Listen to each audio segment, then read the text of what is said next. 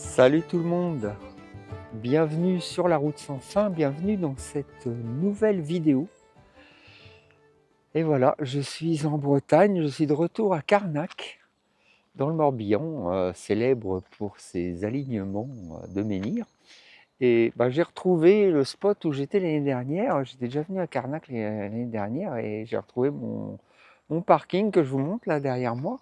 Alors si vous suivez mes vidéos, vous l'avez déjà vu, hein. Sinon comme ça vous le découvrez à travers ces images. Donc c'est un grand parking qui se trouve juste à côté des alignements, enfin d'une partie des alignements, parce qu'il y a beaucoup d'alignements à Carnac, hein, c'est vraiment la capitale mondiale de l'alignement de menhirs. Et, ici, on est juste à côté. Donc en partant à pied, déjà, on arrive déjà au milieu des menhirs, c'est vraiment très très cool. Et surtout qu'il y a ce grand parking qui est mis à disposition des camping-cars par la commune, enfin la municipalité.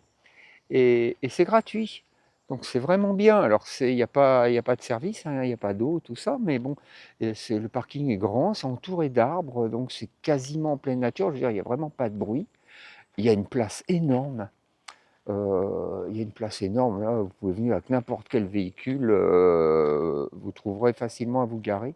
Et c'est tellement grand qu'en vérité, il y a toujours de la place. Bon, alors en plein été, évidemment, je garantis rien. Là, c'est peut-être beaucoup plus rempli que là. Bon, mais là, on est quand même début juillet. Et ça va, vous pouvez voir qu'il y a de la place. Surtout que là, c'est le matin, c'est de bonne heure le matin. En général, c'est le moment où il y a le plus de monde parce que les gens, souvent, ils arrivent le soir sur les spots pour la nuit. Enfin, il y en a beaucoup qui font ça. Et dans la journée, ça se vide. Donc, là, on voit qu'il reste beaucoup de place. Et moi, je suis là, je vous montre tout de suite, hein. Voilà, je me suis garé là. Et voilà quoi, je vais faire un petit 360 pour vous montrer ce spot. Voilà, vous pouvez voir qu'il y a plein de trous, hein. C'est pas la place qui manque. Non, franchement, c'est très très bien. Et puis ça vaut le coup d'être souligné parce que c'est quand même très rare d'avoir ce genre de spot en bord de mer. Là, on n'est vraiment pas loin de la côte, hein. On n'est pas au bord de la mer précisément, mais enfin, on n'est vraiment pas loin du tout. C'est vraiment très rare d'avoir ce genre de spot, surtout dans une ville touristique comme c'est le cas ici à Carnac. Donc je vais profiter que je suis là pour faire quelques petites balades dans le coin. Et là, j'avais l'intention d'aller voir des allées couvertes qui sont pas très loin d'ici. Donc je ferai des images aussi sans doute un peu des alignements de menhirs. Mais bon, je vous invite quand même à aller voir la vidéo que j'avais mise en ligne l'année dernière, où je montrais beaucoup déjà de ces alignements, quoi. Allez, c'est parti pour une petite balade à Carnac dans le Morbihan. Ah, ils sont très beaux, hein. Franchement, là, les menhirs, par rapport à l'année dernière, j'étais parti sur d'autres alignements et j'avais été déçu par leur taille, je les trouvais un petit peu petits, mais là, ils sont énormes. Bon, alors, moi, je serais un peu critique sur l'entretien du site parce que on ne peut plus y aller.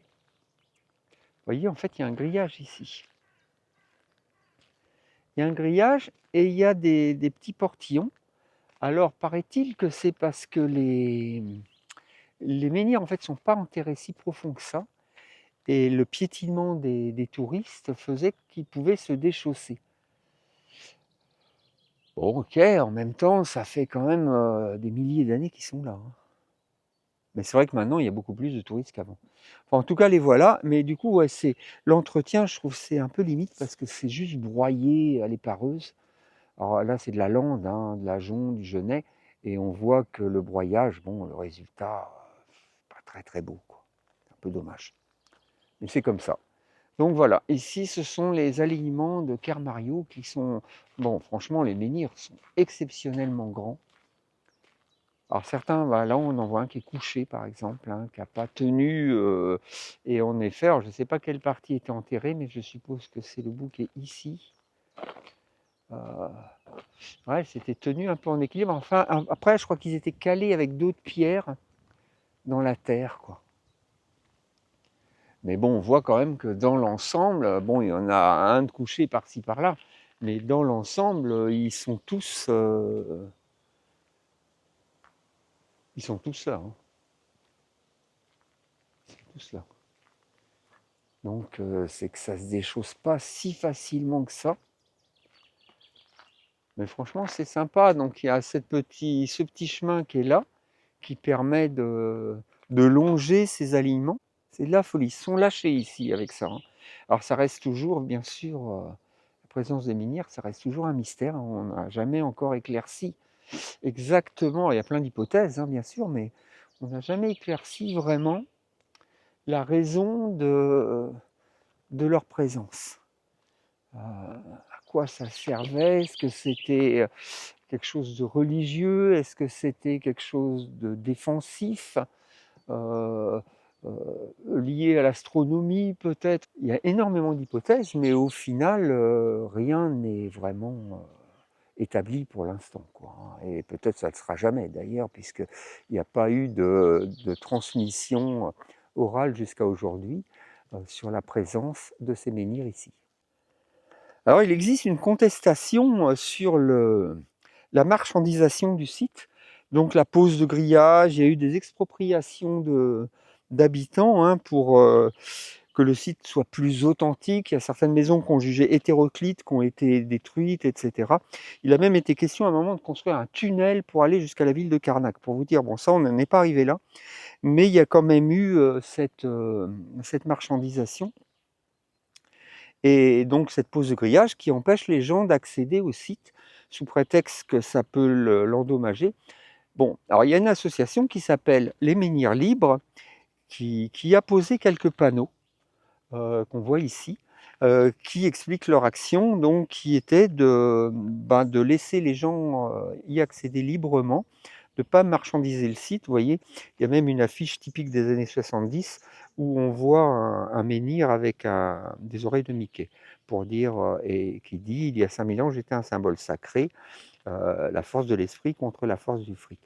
Voilà, bon, ça explique vraiment qu'il y a deux écoles de pensée par rapport à ce site, notamment des gens qui voudraient le marchandiser et faire de l'argent avec. Et bon, alors peut-être il y a besoin de faire un peu d'argent, en effet, hein, parce qu'il y a évidemment un coût, mais peut-être que ça va trop loin et qu'on pourrait aussi laisser plus de liberté aux visiteurs, notamment de pouvoir accéder aux menhirs, comme c'était le cas autrefois, hein. C'est depuis 1997 que les grillages ont été, ou 91, je ne me rappelle plus, pas quelque chose comme ça, depuis ces années-là que les grillages ont été installés. Et donc là, on peut voir, voilà, ces panneaux explicatifs qui ont été mis en place par cette association, donc, qui s'appelle Menhir Libre, qui présente leurs projets à eux, leurs idées. Et donc ces panneaux, on les trouve sur le chemin qui mène vers aux allées de Carmario. Bon, là, c'est où on est exactement. Voilà, donc avec des petites caricatures, hein, typiques des années 70-80, quoi. Donc c'est bien qu'ils aient eu la possibilité de diffuser cette information et de montrer leur opposition euh, au pouvoir central, un petit peu, hein, qui est celui de la communauté de communes de Carnac, j'imagine. Et puis du coup, peut-être qu'un jour les choses changeront et peut-être qu'à un moment donné, on pourra accéder à nouveau librement au site et se promener parmi les menhirs. En fait, on pourrait très bien avoir des sentiers balisés. En fait, on pourrait un peu couper la poire en deux. On pourrait très bien avoir des sentiers balisés avec des petits poteaux de bois, des filins d'inox, comme il y a un peu à la Pointe du Raz ou dans d'autres sites en Bretagne, et qui permet aux gens de se promener à travers le site. Alors évidemment, il y en a toujours qui vont mettre un pied de l'autre côté du balisage, mais bon, la grande majorité des gens vont le respecter et il n'y aura pas de souci de ce point de vue-là. Alors, je ne sais pas si vous voyez d'ici, mais là, il y a un menhir qui se trouve par là-bas. Il est en forme de dauphin. C'est juste une petite remarque comme ça en passant, mais c'est rigolo.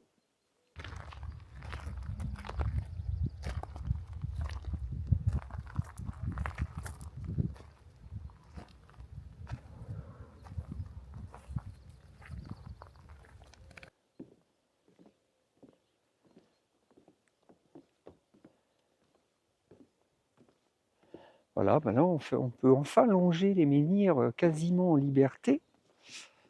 Bon, c'est pas les plus exceptionnels au niveau de la taille. À part là, il y a un petit groupe avec 2 menhirs particulièrement imposants. Mais sinon, des fois, vous voyez, ils sont très petits, hein, parfois. On a souvent l'image d'une pierre très grande. Alors, c'est le cas, hein. À certains moments, c'est le cas, mais pas tout le temps. Des fois, ils sont minuscules. Alors ici, on a un petit groupe, et puis là, pour le coup, ils ne sont pas alignés de la même façon.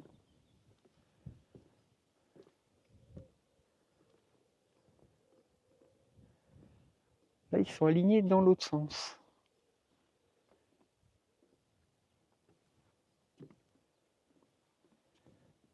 Et ils sont très gros, hein. Là, ça fait presque une barrière, quoi.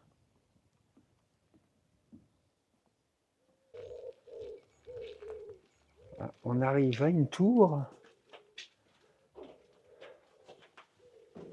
C'est vraiment une vieille tour, hein. Ça a l'impression d'un vestige médiéval.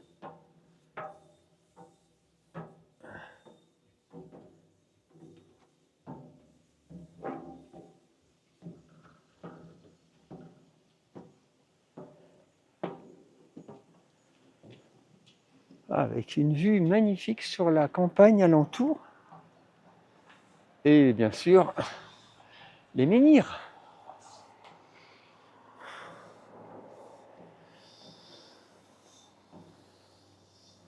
Ah, je vous dis, il y en a partout, quoi. Bah, les alignements de Carmario, ce sont les plus importants du site.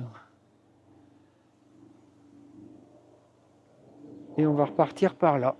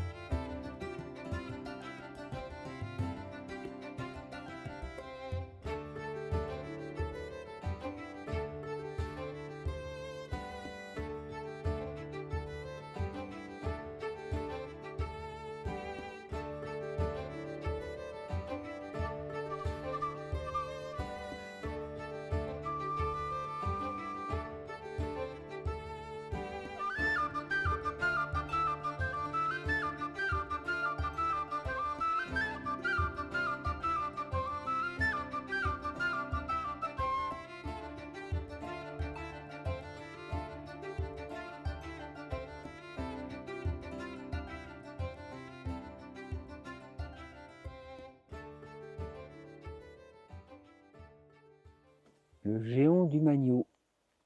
C'est là qu'on va. Donc c'est un menhir qui doit être particulièrement grand. On va suivre ce chemin. Voilà la zone humide et le pont par lequel on est arrivé ici.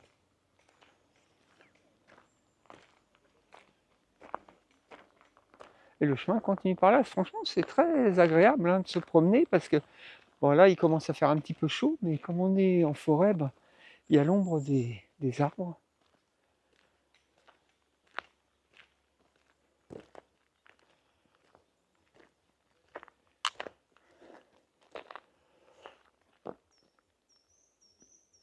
Alors, ouais, ben, c'est par là. Ah, c'est une belle forêt de chênes. Et là, il n'y a pas trop de monde parce qu'en fait, on est le matin. Donc ça va, quoi. C'est pas la foule, ça c'est plutôt sympa. Avec des gens qui se baladent à vélo, d'autres à pied. Ouais, c'est cool, pour l'instant c'est cool. Je pense que quand on est en pleine saison et l'après-midi par exemple, bon, forcément il y aura beaucoup plus de monde. Mais là, ça va, franchement, c'est très très cool de se promener dans ce, dans ce bois. Et voilà le grand Magno, le grand menhir, peut-être le plus grand menhir de Carnac, qui est vraiment impressionnant, hein, très très très grand, tout seul.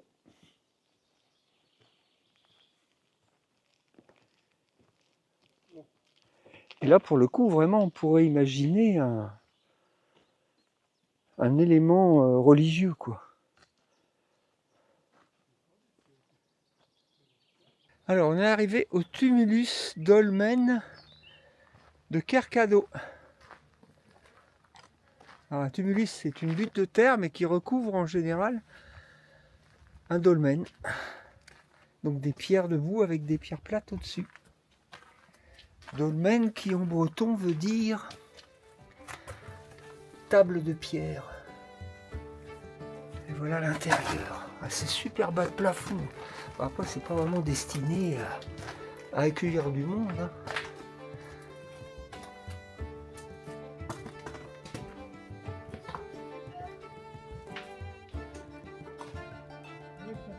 Il y a des interrupteurs, mais on peut pas allumer la lumière. J'essaie de mettre de la lumière avec mon téléphone. Et si ça veut bien. Ah.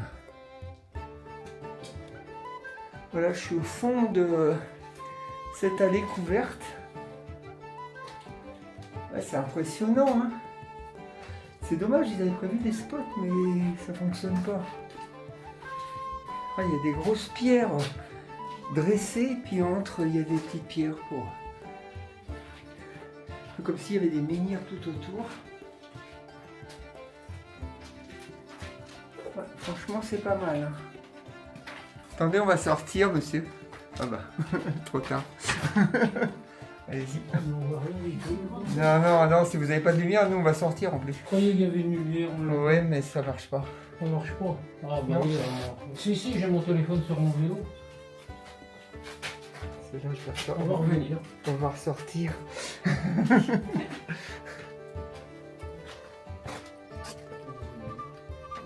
Ah, c'est dommage, j'ai pas de lumière, du coup on voit rien. Ils avaient prévu des... Non, ça marche pas, hein.